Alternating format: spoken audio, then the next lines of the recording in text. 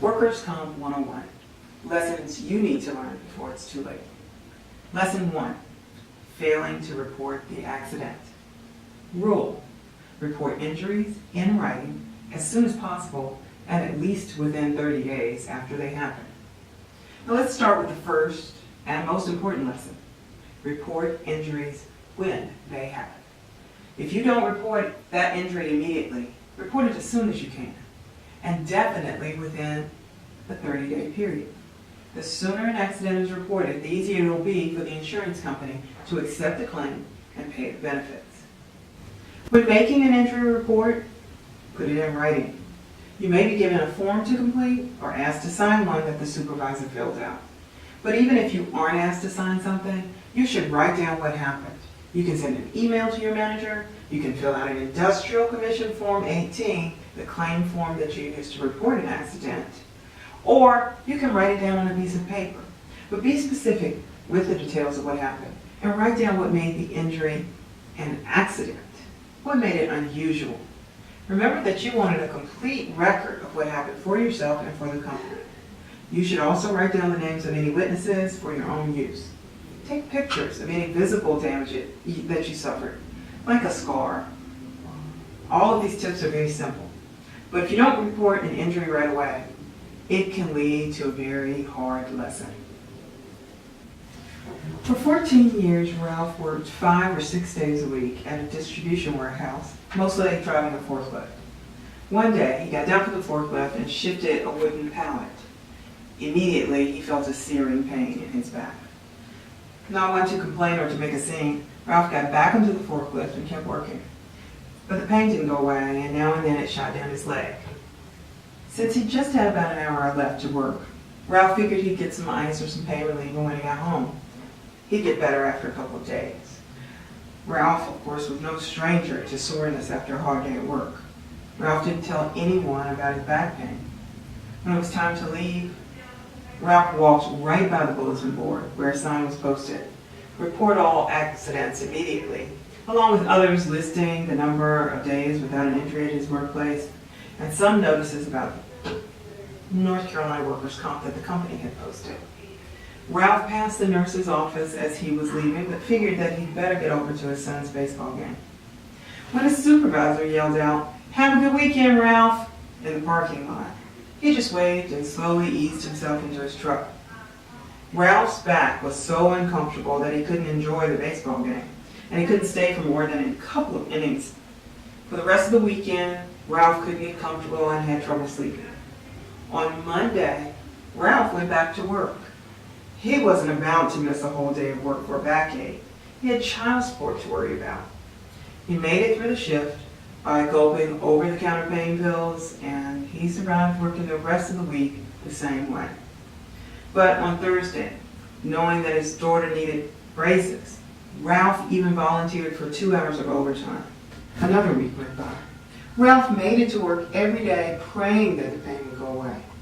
But then one day at home, he pulled clothes out of the clothes dryer, and the pain in his back hit him so hard that he dropped to the floor. He crawled to the phone and called his sister to take him to the emergency room. He told the emergency room nurse what happened at work, but the date he gave her was off a week. Ralph couldn't give them any more information about workers' comp insurance because he didn't know any. Ralph called into work from the ER. His supervisor said that he would fill out an accident report. By now, 2.5 weeks had passed since Ralph was injured at work. And after waiting hours for the MRI result, the doctor told Ralph that he would need surgery. There was a large part of a disc in his low back that was pressing on a nerve. Ralph paid the $250 copay and went home, wondering when he'd be able to afford his daughter's braces. Within 5 days, Ralph received a form from an insurance company saying that his workers' compensation claim had been denied. Ralph's grade so far on his workers' comp claim? F. A good employee with 14 years of experience in the same job, Ralph was respected at work. When he lifted the pellet and felt the pain in his back, Ralph could have gone to his supervisor and filled out a report. Frankly, Ralph's supervisor would have believed him and passed the report on to the safety manager. Ralph would have been sent then to the company nurse, and then when he failed to improve, the company's doctor, and his surgery and workers' comp benefits all would have been paid. In fact, there were other opportunities for Ralph to document the injury. Ralph could have been asked to see the plant nurse or at any time completed the report. Even though Ralph didn't know it was a serious injury, he could have mentioned it to a coworker or a team leader so that they would remember what had happened if a problem arose later.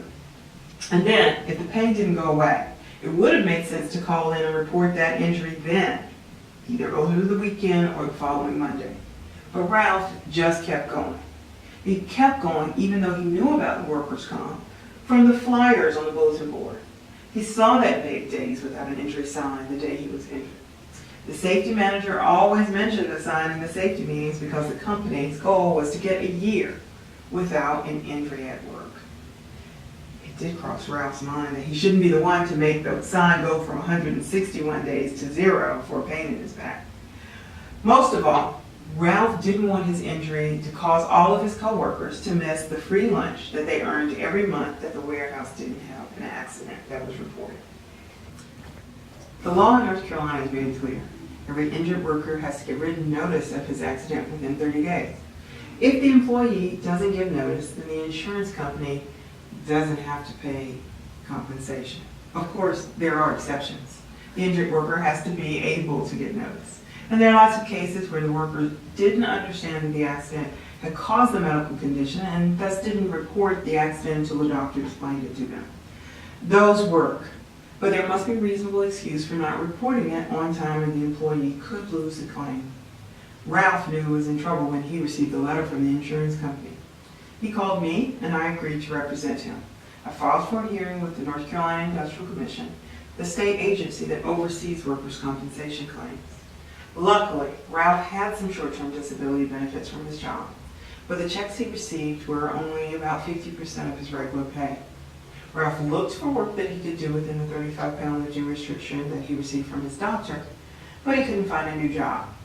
I told him that he had to go to a mediation as a part of the process and explained that the mediator would be a qualified lawyer and the company would be required to attend.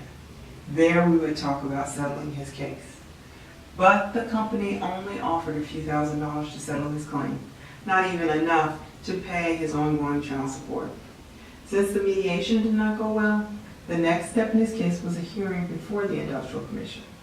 Ralph testified at that hearing, truthfully, that he had no idea the pain was so serious or that he would need medical treatment until he ended up in the emergency room.